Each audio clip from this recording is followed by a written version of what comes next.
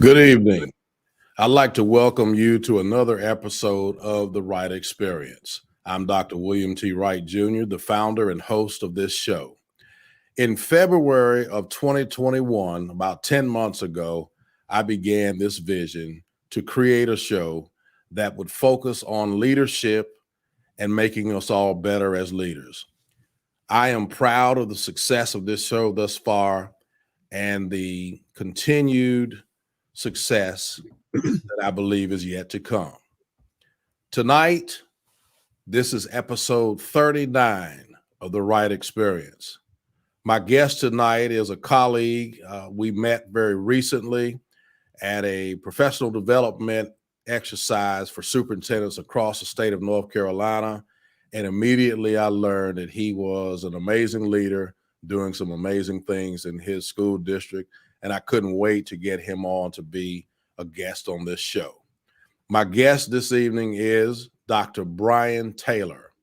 Dr. Bryan Taylor was born and raised in Mount Airy, North Carolina. Dr. Taylor is the proud father of one daughter, Shelby Taylor, who recently graduated from Wingate University. Dr. Taylor earned a Bachelor of Science degree from High Point University. He's also earned his Master of Arts and Doctorate in Educational Leadership from Gardner-Webb University. Dr. Taylor currently serves as Superintendent of Hickory Public Schools. Dr. Taylor is completing his 29th year in public education. During his 29 years in public education, Dr. Taylor has worked in 5 different public school districts in North Carolina. He served as teacher, coach, middle school principal, Director of Special Education, Director of Federal Programs, Director of Student Services, Executive Director of Human Resources and Operations, Assistant Superintendent, and Superintendent of 2 public school districts now in North Carolina. Dr. Taylor has also served as an adjunct professor in the doctoral program at Gardner-Webb University. And in his spare time, Dr. Taylor enjoys spending time with his family, reading, working outside, and playing golf.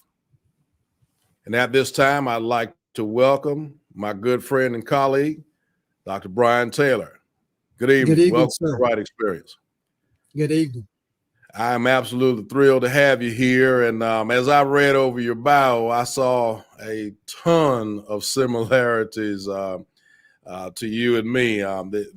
The big exception is I've driven by Gardner-Webb. I think I might have been on the campus once or twice, but many other things in terms of our matriculation throughout the process and some of the wonderful work that we've done. I don't have 29 years, but I think I've got 24 now. So certainly thrilled about having you here. And Dr. Taylor, we want to get right into the questions tonight. And I want to start off by asking you to talk to us and familiarize our audience with the Hickory Public School District and the amazing things that you have going on there at this point. Well, let me begin by saying thank you to you for this opportunity. It is a privilege and an honor for me to be with you tonight. As you said, we met fairly recently, and I learned right away, not only are you a very seasoned and experienced superintendent, but you are an amazing human being, and I'm glad to call you friend first and foremost. Thank you very much. Likewise, my friend. Yes, sir. Hickory Public Schools is a city school district located in Catawba County. We are one of 3 districts in Catawba County. Hickory is made up of 9 schools. We have 5 elementary schools, 2 middle schools, and 2 high schools. We have a traditional high school, and we have an arts and career magnet high school. We serve approximately 4,000 students, 3,900 students. So it is, Hickory is a really amazing place. It's growing. Hickory is made up of about 46 to 48,000 residents. Okay. It's right off of Interstate 40. It's really close to, not too far from Charlotte, not too far from Asheville. So it's in a really good location, full of outstanding educators and great families and students. Outstanding. Sounds like an amazing place, and you all have the pleasure of growing your student population, which is not always the case in modern times. So that's an amazing thing. Dr. Taylor, this is now your second superintendency, as it is mine. What is the most surprising thing that you can share that you have seen or learned since you assumed the superintendency? Well, of course, COVID has Yeah. changed the entire world we live in. So the That's biggest difference between my first superintendency and my second superintendency, of course, is the presence of COVID. COVID, while it has created a lot of challenges, it has also forced us out of our comfort zone. It's forced us to do things differently. It has brought about some innovation that I think will be beneficial to our business, to schools in general. But I would tell you, on a personal level, the second superintendency I have, I'm approaching it a little bit differently. I understand that each day brings its own sets of challenges, and I have to learn to deal with those and leave it at the office, if at all possible, tonight. It'll be there when I get there tomorrow. The way I interact with board members, the way I interact with the community, I spend more time in the classroom now than I did the first time. And I felt like I spent a lot of time in classrooms and schools in my first superintendency. But this second go round, I'm trying to do things a little bit differently. I'm trying to enjoy the process. I'm trying to enjoy the experience, and realize that everything can't be changed or fixed or corrected overnight, and try to really slow things down, if you will, and really focus more on relationships and really making sure people understand what what our why is, what our guiding star is. Yeah, we heard about that last week, about that why, didn't we? Yeah, absolutely. And each superintendency, you're exactly right. The more we stay in this thing, I think we learn and grow, and all leaders should do that. As you have those experiences, you should learn and continue to seek to get better and so forth. So that's amazing stuff there. Sure is. Dr. Taylor, we've got an issue all across the state of North Carolina, and I would dare say the United States, with attracting and retaining quality professionals. Now, you might not have that problem in Hickory, but I think just about everywhere else would do. So what are some things that you think that we can do as leaders to make sure that we are attracting and retaining the best and brightest? Well, I believe it begins with creating a culture that's supportive of teachers, create a district that teachers want to be a part of, continually advocating for teachers. Here in Hickory, we are very fortunate. We are partnering with an outside company, a fairly large national organization, company that is going to partner with us to develop it's what we are referring to as a grow our own teaching program. We're going to try to start identifying young people by their sophomore or junior year in high school, and work with them as they finish out their high school career, and then try to get them lined up with various programs and support them with some scholarship assistance, and mirror that somewhat like a teaching fellows program, in that if we provide financial assistance to them, they will then come back to Hickory and serve as teachers in our district. We are very fortunate to have a very diverse student population in Hickory, and we are trying to make a concerted effort to identify minority teachers. We want our teaching staff to be reflective of the students that we serve. I really believe it's going to take a continued effort on our part to work with the folks in the General Assembly to make sure that they understand the importance and the value of public school teachers and the role that they play. It's a never-ending process, and you know as well as I do that we're always recruiting That's We right. are always looking for the best and the brightest, and it starts with us. It starts with projecting values and core beliefs that align with other people, and just creating a synergy, if you will, and creating a school district that people want to be a part of. That's right. That's right. And that's a never ending process, continuing to, and you mentioned something earlier that I also think is key, spending time in those school buildings, interacting with those professionals to make sure they have what they need to be successful too. I think that all of that's great. And then we need some more. You didn't say this, but I will. We got to address the salaries. I mean, that's got to come too. Yeah. Absolutely. Dr. Taylor, right now there seems to be a renewed focus on literacy. We heard a bit of a dissertation, I guess we call it, last week on literacy, and we need to change our focus on literacy. What are some things that you believe we can do different to make sure that there is an increased focus on literacy for all students? Well, instructional leadership is one of the most important things that we do. Right.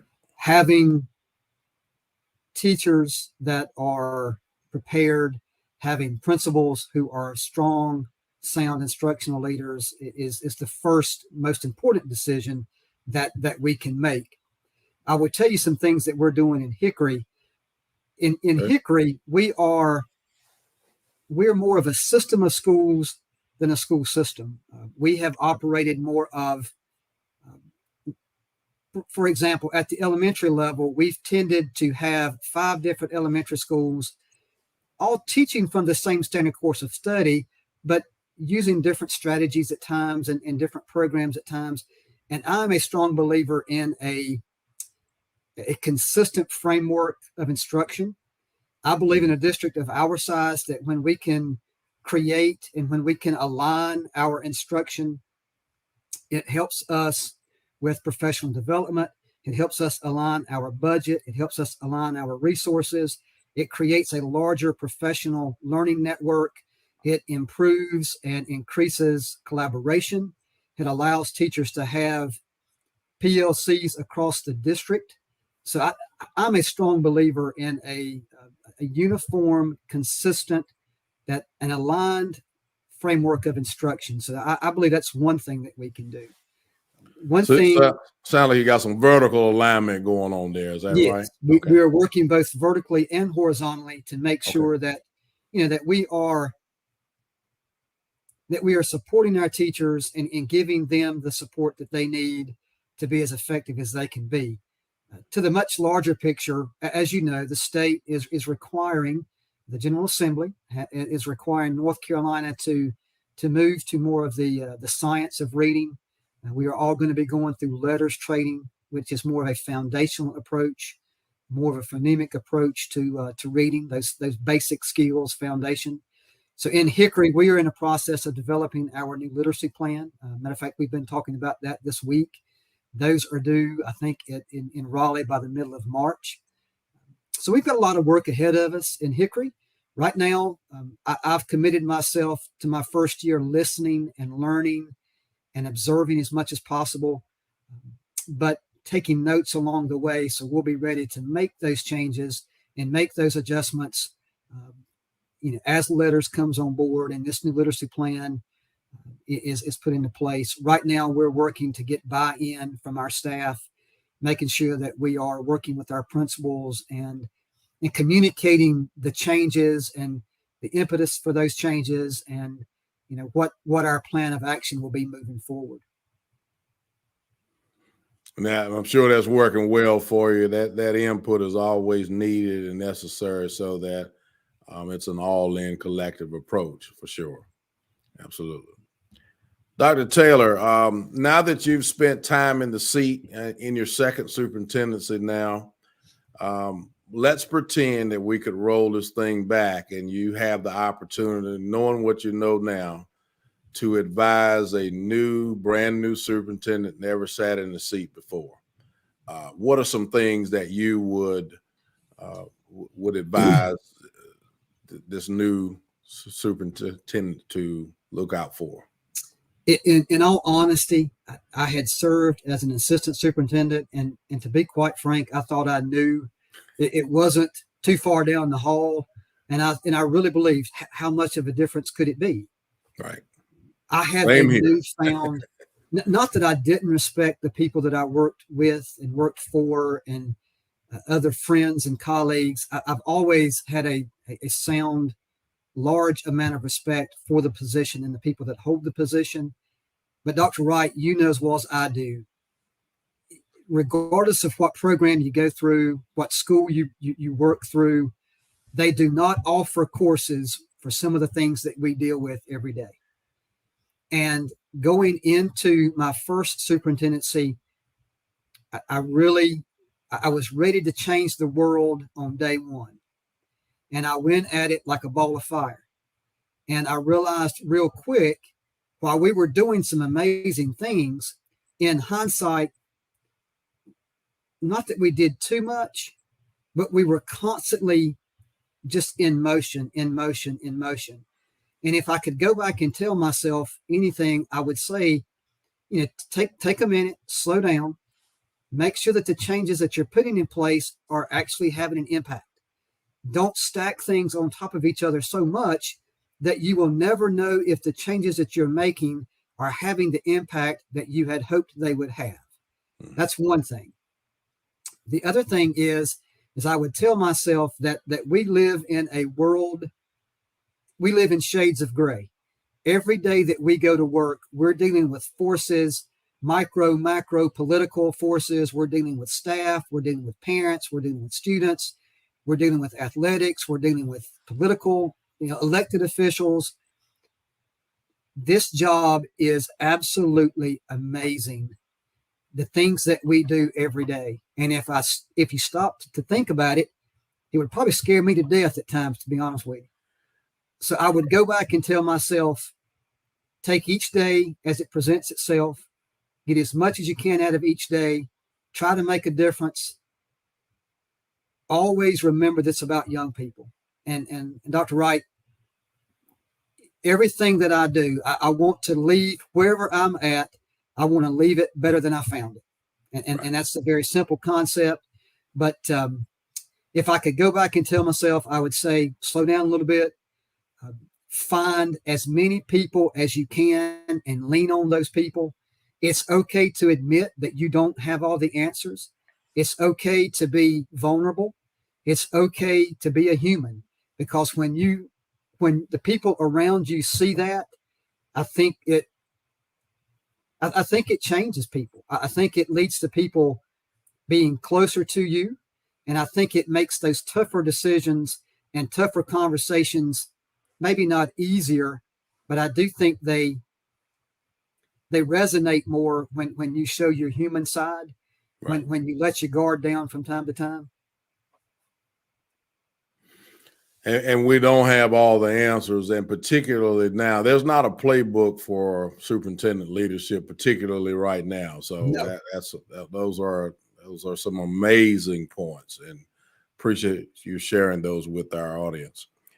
So, Dr. Taylor, moving forward, post-pandemic, we can say, if we ever get to that, I'm not sure that that's as imminent as we thought, so maybe even 3 or 4 weeks ago, but post-pandemic, I'll say, what do you see as the biggest challenges and or opportunities moving forward post-pandemic? Well, you mentioned the meeting that we were a part of last week. We were fortunate enough to be a part of the Winter Leadership Conference and quarterly state superintendents meeting, and we were fortunate enough to hear a presentation by a gentleman that has had a very distinguished career in education. Right. And he shared with us quite a bit of information regarding a study that's looking at what education may look like in 2025. And one comment he made was that, and I'm paraphrasing, but he talked about that we continually try to force a 20th century approach into the 21st century set of needs. Mm-hmm. It's almost like trying to fit a square peg into a round hole. Young people today come to us with different needs. They come to us with different challenges. COVID has created a myriad of issues for us, but I like to believe that I'm a positive person at heart. And I also believe that COVID has given us the opportunity to really do some things different. You know, sometimes the best time to bring about chaos is in the middle of chaos. And if you have a lot of change that's taking place, what better time to try new things? What better time to think outside the box? Whether it's the virtual instruction that we learned on the fly over the last, 18 months, whether it's calendar flexibility at some point. All of us talk about on a daily basis how we need more calendar flexibility. The partnerships that we are reaching out to now, whether it be companies, private companies, whether it be community colleges, institutes of higher education. COVID has forced all of us to lean on each other and partner with each other in ways that we may not have done so earlier. One of the biggest things for me is just the ability to provide an education virtually, Right. to be able to reach young people in ways that we've not been able to serve them in the past. I'm a strong advocate of face-to-face instruction, and I will never say that a virtual experience will ever replace that connection between a student and a teacher. But at the same time, if we're not open to that, if we're not willing to change and willing to adapt, we'll get left behind. And the private schools, the charter schools, the other virtual schools that are moving forward will give parents options that we may not be giving them. And ultimately that will lead to our demise. So I don't think education will ever go back to the way it was on March the 12th, 2 years ago. And if I'm not mistaken, it was the 12th or the 13th, that Friday, that the following day when Governor Cooper shut all of us down for what initially was a week to 10 days. And we all thought, well, we'll be back in a couple of weeks. Sure. Then it led to the remainder of that year. And the next year we were basically virtual. And here we are now. So it's been quite a ride. But the people that will follow me will be facing new challenges, but they will have new opportunities that you and I may not have had 20 years ago either. It's been an amazing journey thus far. And I don't know about you. I knew that we were needing to bridge the gap into some form of virtual learning, have it as an enhancement, have it as ultimately maybe the way that schools operated in some form. But I just didn't expect it to happen this quickly. So No. you're right. And once those cats are out of the bag, once those partnerships have been formed with businesses and all those things that you mentioned, we certainly don't want to put those back in the box. No, we don't want to go backwards. And I'll give you a specific example.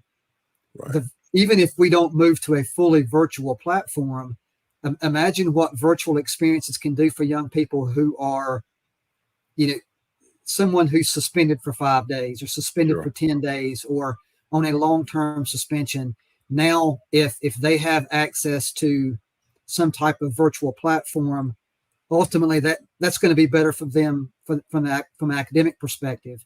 Young people that may be out for medical reasons, that in the past, mom or dad would be coming to school to get a packet of work.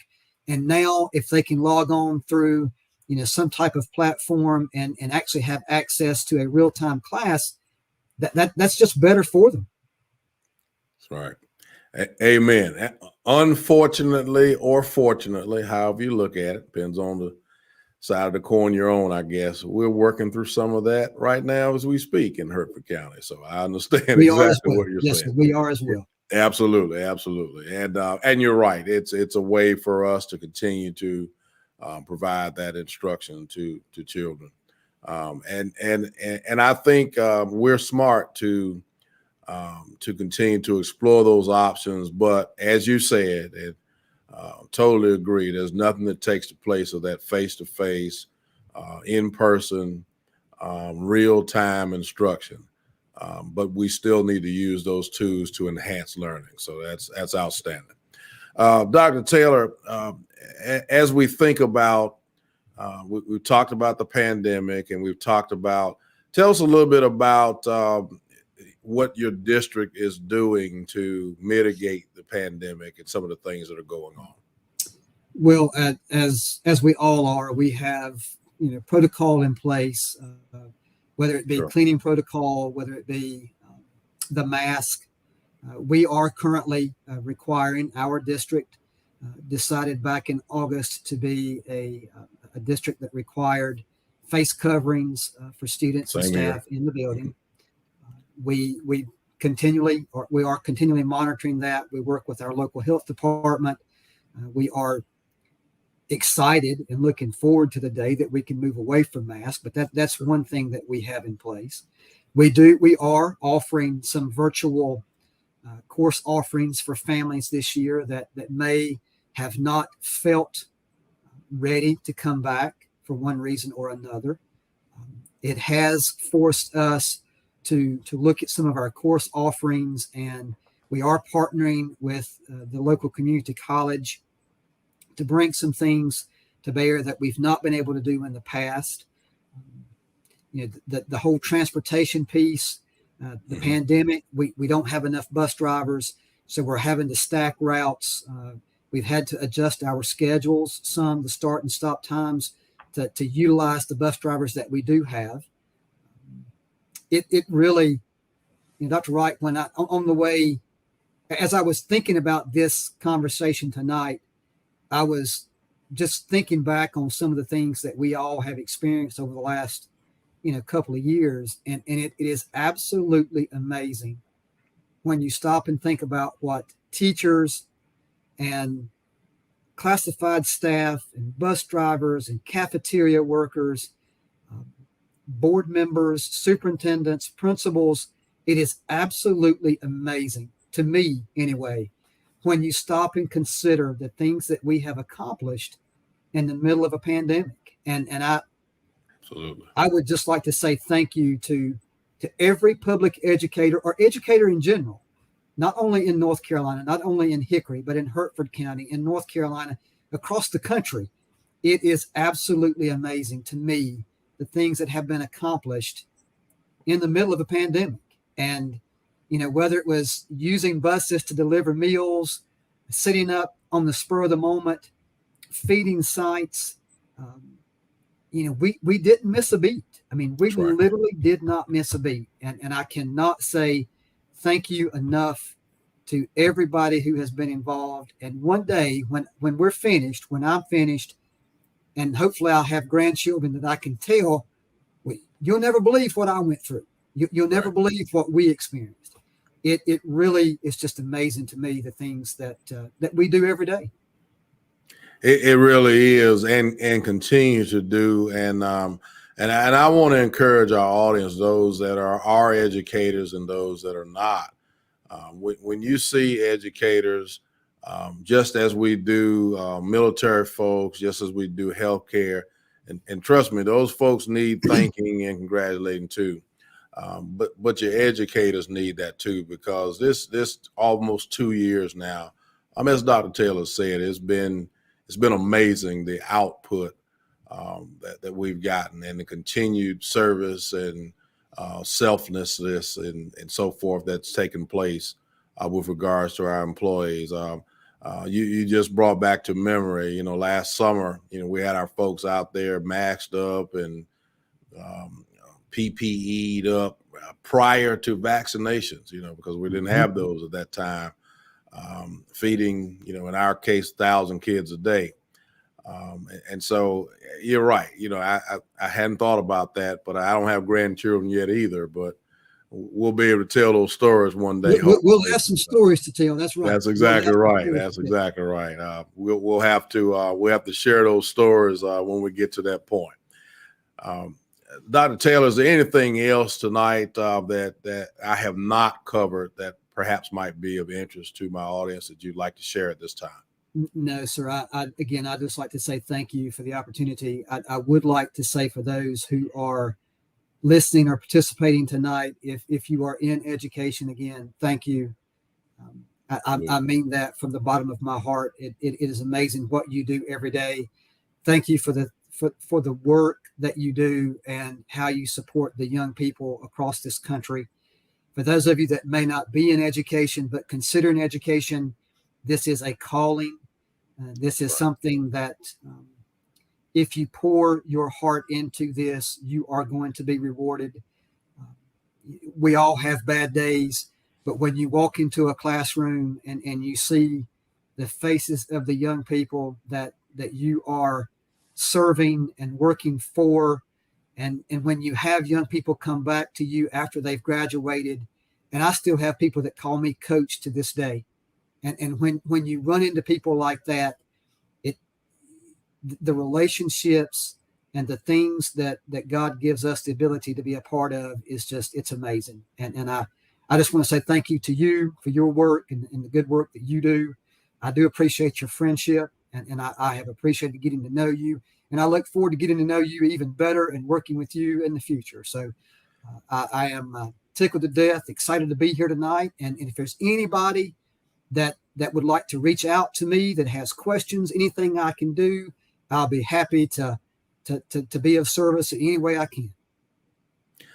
Absolutely. Ditto right back at you. Thank you for the work that you do and your amazing leadership. And the first time we sat down at that table, Dr. Taylor, I said, this guy here is special. And so Well, I appreciate the work that you're doing. I appreciate that. Yes, sir. If you'll hold on just for a minute, we'll come back and close things out. All right. My next podcast is going to be on December 16th, 2021. My guest will be Dr. Marvin Connolly Jr., who is the superintendent of Cumberland County Schools in North Carolina. Dr. Connolly serves in the dual role of being a superintendent and a prominent pastor in Wake County, North Carolina. Next episode will also be the 40th of the year, believe it or not, and it'll be the final episode for 2021. That doesn't mean that we're going anywhere. It just will be the last one of 2021 so that I, as well as you, can celebrate the Christmas and New Year's holidays with family and friends. You will also have the opportunity still, though, to view us via Facebook Live and YouTube in your own leisure. But we'll be right back after next week's episode in 2022 to continue and expand our portfolio a little bit to include leaders from other disciplines. We're never going to get away from our core focus of having educational leaders, but we'll also expand to other disciplines down the road. Dr. Taylor, my friend, I want to thank you very much for being a part of this show. It was an amazing experience, as I knew it would be. You're doing some amazing things in your district. Well, and I appreciate the kind words, and Dr. Wright, Yes, I appreciate you, and I hope you and your family have a wonderful holiday season and many, many blessings. Same to you and yours, and take care of those 3,000 plus students and we'll those fine folks up there in Hickory. Absolutely. We'll do our best. Thank you. And to the Wright Experience audience, thank you for listening and watching. Don't forget to click like and subscribe and all of those good things that we ask you to do. Good evening. Good evening.